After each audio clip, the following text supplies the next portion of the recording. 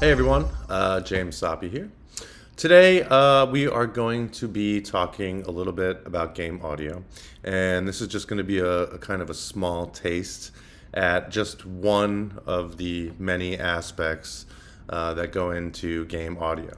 I chose the part of what's going to be MUS 270 that is the most DAW-like because a lot of game audio implementation is nothing at all like operating any DAW, Logic, Pro Tools, anything like that. Implementing a lot of the audio assets such as footsteps, surface types, room tones, monster noises, weapon sounds, all that stuff.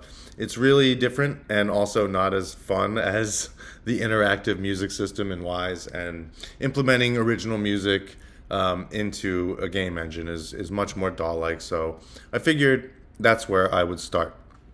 So real quickly, we're going to be talking about a way of randomizing music in game audio known as resequencing, aka a horizontal approach. So basically, we're going to be working with explore state music. Explore state music is a little different than other types of music in game audio, like combat music, right? Combat music, like if you're fighting an end boss or if there's a level where there's enemies and stuff like that, the music is usually very percussive and intense and thickly layered. However, during an explore state, usually you'll find that there's a lack of percussion and there's a lot of space, both in frequency and in the orchestration, as far as instrumentation and as far as the arrangement goes and things like that. So I'm going to show you. I have a few different sessions open. First, this is the session where I wrote the music. You can see it's all original. It's all MIDI. So I have here some original music. This is explore state music, and you can see it's kind of sparse. It's not very dense. There's not a lot happening, and there is no percussion. Okay, so in game audio, we're dealing with non-linear music as opposed to linear music, which starts and moves temporally through time, and then it ends, right? Like think of a song or a film or something like that. In game audio, with non-linear music, the music has to be able to play for as long as the player takes to get through a level. Now, this is explore state music, so during an explore state, the player is exploring an area or a region or an atmosphere, maybe looking for certain items, that sort of thing. So the music has to be able to play for a long time, and it also has to be reactionary. Some players like to progress quickly through a game. Others like to take their time and really, get to know the environments or the levels or whatever, what have you. So, that being the case, explore state music has to be able to play for a long time without becoming boring or monotonous or repetitive. So that's where the randomization comes in. Now, here's the music. You can see everything is going to be bounced in 16 bar stems. So each 16 bar section is denoted here by color. And right here at the beginning of the session, I have the song playing through sequentially in a linear fashion. I then copied and pasted each section over here. And you can see that there's a few measures in between each section. That's because I need to capture the natural reverb tail and decay / release time of all the instruments. And a lot of careful, meticulous attention to detail has to be put into this aspect because you can't have long, washy, drowny reverb tails. And you also can't have long release on your ADSR if you're using synths or any other VST or AU, some kind of plugin or sample library, right? So I grouped them like this on purpose, not only to test out the reverb tails. For example, if I start from here, we'll see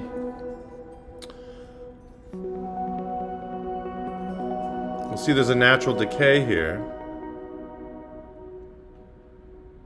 And I wanna capture all of that. So when I bounce that, each section is going to have a natural decay. That's exactly what I want.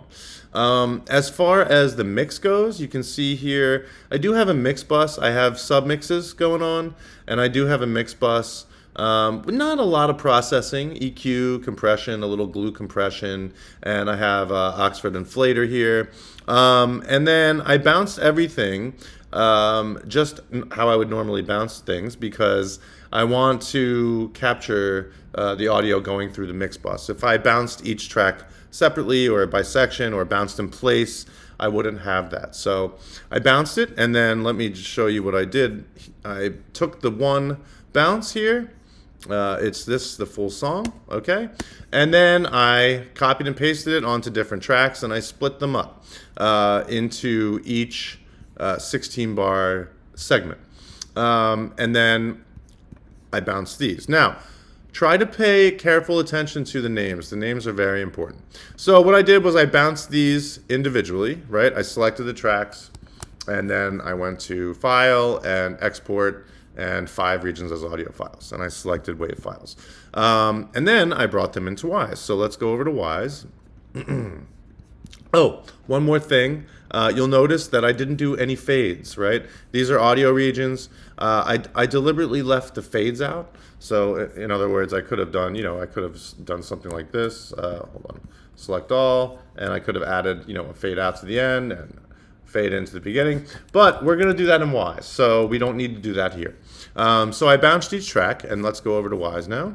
And here we are in Wise. You'll see that, oops, sorry, wrong layout here. So I'm going to go to the interactive music layout, and you'll see that I have the tracks here, and you can see that they're all named very carefully and specifically. And then I put them all into what's called a music playlist container. So let's look at the tracks. You'll see here that you can go through each track, right? And we can add fades and stuff like that. It's very simple. However, let's first talk about the titles of each segment, because that is incredibly important. So basically, the title of each segment has instructions written into them. You'll see things like, first, the title. You'll see here, Explore Theme 1. This first one I just called No Strings. And then you'll see the BPM, and 4/4 is the time signature.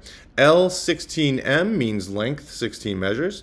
And this P0M is for the pre-entry cue. Now, there are cues in game audio that you won't really see in linear music. Specifically, a pre-entry cue and a post-exit cue. A pre-entry cue acts sort of like a pickup measure, right? It's a measure before the downbeat that could have pickup notes. It could also have a cymbal swell or a whoosh or a white noise filter sweep or something like that. And then the post-exit is basically this section here after the segment ends, and that's the reverb tail and all the things we captured. Now, pre-entry cues and post-exit cues are very important, because the way we're going to randomize these is they overlap in such a way that the pre-entry cue of the new segment will overlap temporally with the post-exit cue of the currently playing segment. Now we can go here and set, we have to set our pre and post-exit cues. The green marker here is your entry cue, and the red is your post-exit cue. You can move these like this. I have this, see, it snaps to the grid, bars, beats. We have envelopes, we have a low pass, a high pass, we have volume. Low pass, I believe, is light blue, high pass is low pass is dark blue, high pass is light blue, and volume is red. So we can see these lines here. We can write in automation for those 3 envelopes if we want. And up here are our fades. We can add fades here. I'm not going to do that now, but I just want you to know it's that simple to add a fade in and fade out. Very, very simple, and this is exactly why I didn't do it in Logic. I just wanted to show you that you can do it here. And as you can see, this is what I was talking about. This is very DAW-like. Here we see the waveforms. We see a BPM grid. Everything's snapped to the grid. We see things that we're familiar with. Low and high pass filters, volume automation, things like that. So let's go to the music playlist container that I created. All right, so first I'm gonna play this in sequence, basically as linear music from beginning to end straight through. And once I press play, you'll notice that there will be a yellow arrow next to the segment that's currently playing. You'll also notice that there will be a period where you'll see two arrows. This is when the pre-entry cue of the new segment is overlapping with the post-exit of the currently playing segment. So let's just listen to this and we'll get into it from there.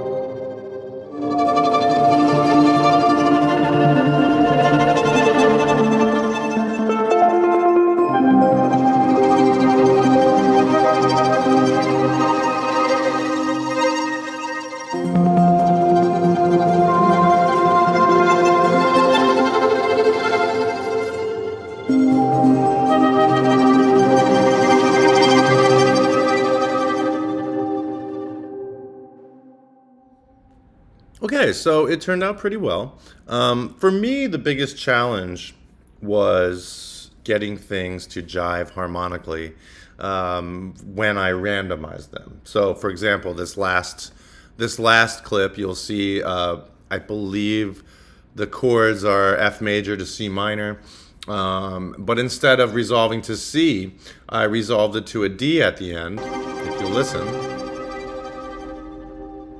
Right, and that's because the main theme is G major. So my chords here. Well, we can talk about the music theory of what I did, I guess in person during the summer workshop or anything like that. But so learning about game audio and studying it for almost 2 years now has completely changed the way that I even begin to think about writing music and composing. You have to take so many things into consideration. It is nothing at all like composing linear music. One thing I do mention is that you do have to set the entry and exit cues.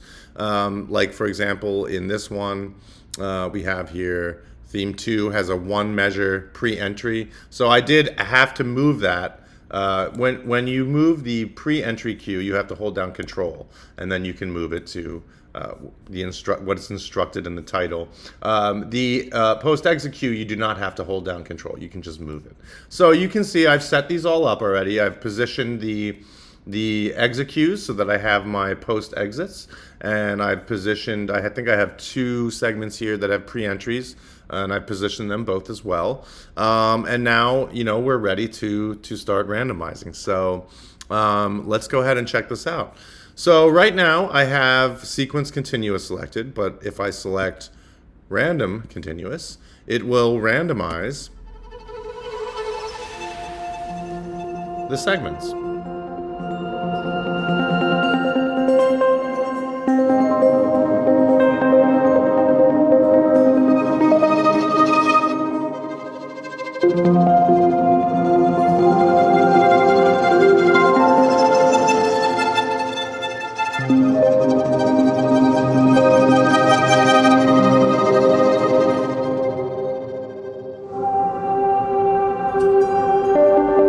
Okay, very cool.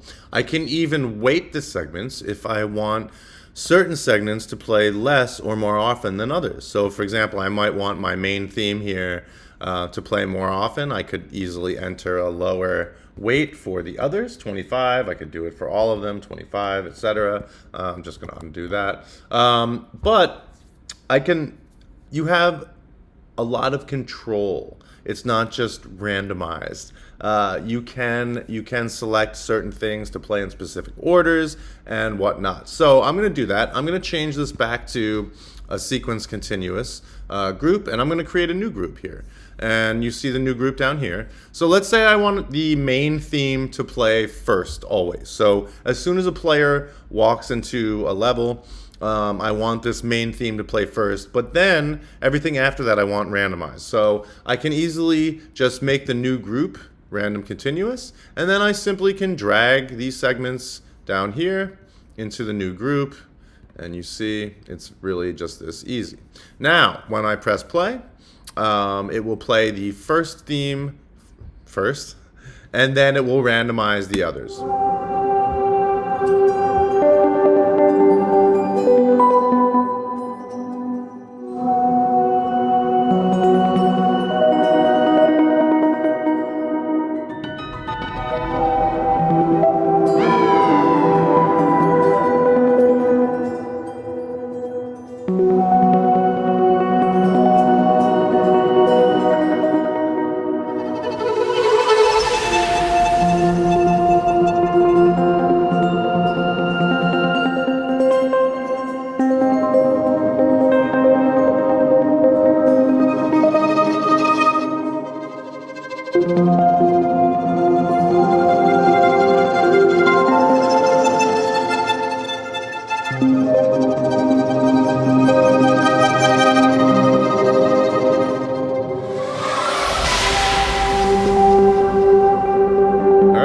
I think you get the picture. We can also loop if we want, say I want theme 3 to play twice before moving on to the next segment. It's that easy, and then that will play twice, and so on. So this is just a very small taste of not only the kind of stuff that I'll be showing you during the Summer Institute music workshop this summer, but also in the upcoming year, in the fall and spring semesters, we're going to be doing things like this in MUS 170. We're going to be writing original music for explore states, maybe even, if we have time, combat states, and this will be one of the assignments. You'll have to turn in your project like this. So we'll see it all in a linear fashion, and then broken down into segments with room in between,